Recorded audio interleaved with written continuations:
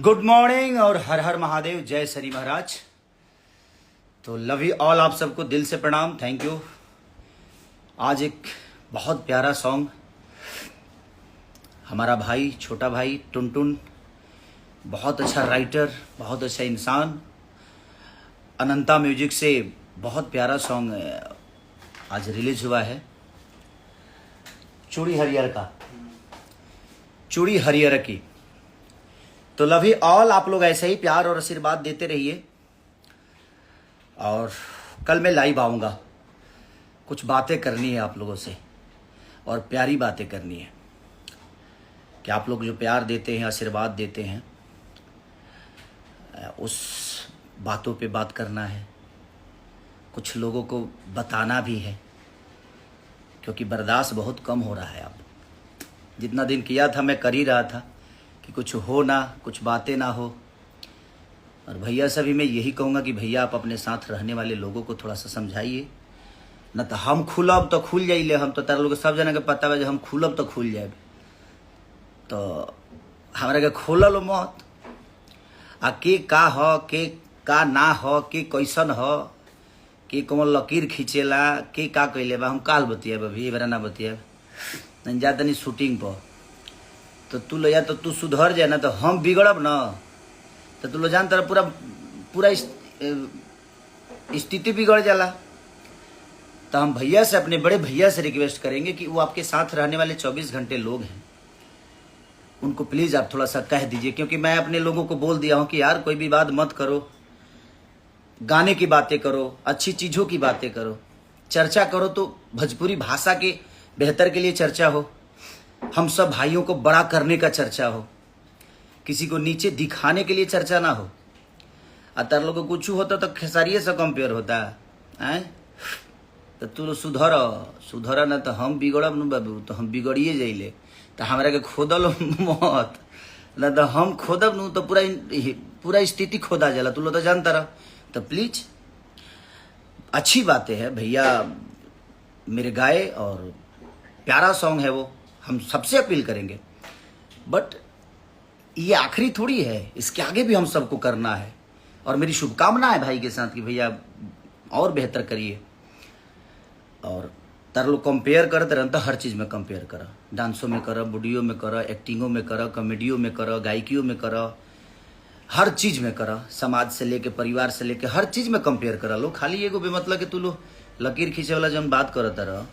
तो उदित भैया तो 10,000 गाना गौले हुई हैं, वो बिहारे के हुए, तो वो लकीर ना हो। श्रद्धा सिन्हा जी जो हमारी लीजेंड है, उन्होंने बहुत प्यारा भोजपुरी को बड़ा करने में योगदान रहा। पंकज त्रिपाठी जी बिहारे के हैं, हमारे गोपालगंज जिला के हैं, उन्होंने हिंदी में इतने बड़े बड़े लेवल पे काम किया। वो गौरव नहीं है, वो लकीर नहीं है। मनोज बाजपेयी जी, संजय मिश्रा जी, भरत शर्मा जी, गोपाल राय जी, ये जितने भी हैं लीजेंड जो हैं, ये सब का है भाई, ये सब वो लकीर ना हो। तारा लोग बेमतलब कि खेसारी से कंपेयर, मैंने कहता हूँ खेसारी के नीचे दिखावे के बा, क्योंकि नीचे दिखा दला से क्यों बड़ा हो जाई ना। हमारी शुभकामना है कि हमारी भोजपुरी भाषा के और भी मेरे भाई हैं, और जाकर लोग हिंदी में गाएं, लेकिन उससे हमारी भाषा का कोई मान सम्मान नहीं बढ़ने वाला।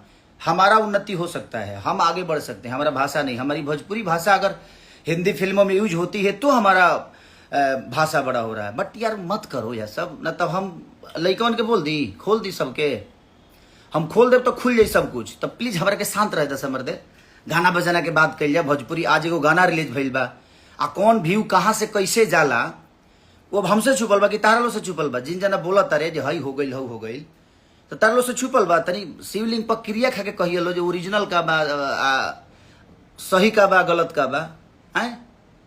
तो प्लीज रिक्वेस्ट बा, हम अपना भैयों से कहो कि भैया तनी कुछ चमन वो साथे बा लोग के समझाई, ना तो हम अपना लइकन के बोल देब ना, तो फिर ओकरा बाद दूसरे स्थिति होखे लगी, फिर शुरू हो जाई ड्रामा। तो ड्रामा मत करो लो बाबू, न तो जानते रहो हमारे बारे में तो जानते रहो कि हमारा इतना केहू नहीं है बोली। तो प्लीज रिक्वेस्ट यू। और कुछ जगह कहत रहे कि दूसरा जन्म लेने पड़ेगा, भगवान हम अच्छा कर्म कैले बनी तो हमारा दूसरा जन्म मिल जाई, लेकिन वो नहीं आ। बड़े भाग मनुष्य तन पावा, सुर दुर्लभ सब ग्रंथ ही गावा। बड़ा भाग से मनुष्य के तन मिलेला यार। तो इमे जे निमन कर्म करेला नु, वो करे फिर दोबारा जन्म मिले के मरेला। आ करम खाली गायकी से ना होला, एक्टिंग से ना होला, करम में बहुत कुछ आवेला। तो ओकरा के ध्यान रख लो। आ तू लोग ई मत कर जो हम अपना लइकन के बोल दी कि शुरू हो जैसा। हमार सब फैन देवता रूपी श्रोता जवन बा जे हमरा के प्यार करेला उ खुली हंस तो खुल जी हंस। तो इसे कोशिश ये कर लो कि गाना में मजा लिया जाओ।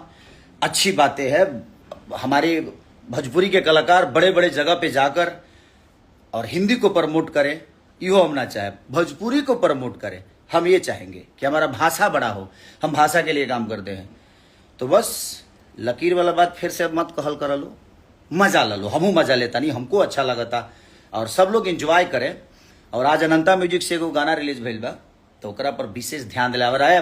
पगला फैन लव यू, ऐसा ही मजा लो और एकदम उड़ाओ चूरी हरियाणा का, ठीक है। Love you all, thank you, bye by.